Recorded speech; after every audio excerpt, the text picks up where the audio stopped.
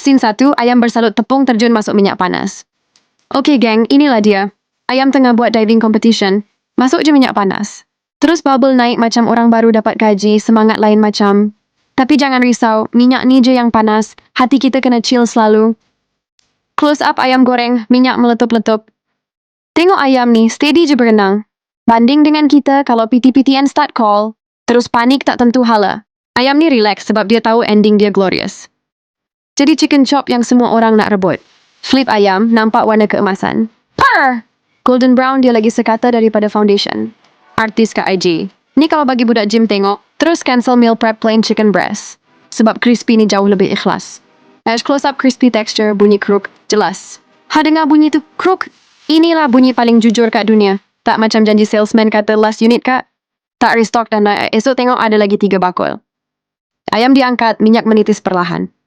Nampak moist dalam, crispy luar. Perfect balance. Bukan macam setengah orang yang luar nampak sweet dalam badan. Chicken chop kita luar crunchy, dalam juicy, win-win situation. Dan ayam siap tos atas rak. Inilah dia ayam yang lahir jadi hero meja makan. Sekali cuba, confirm repeat order. Jangan kata budak-budak, mak bapak pun berebut. Ingat, crispy bukan sekadar makanan, crispy adalah terapi jiwa. Dad.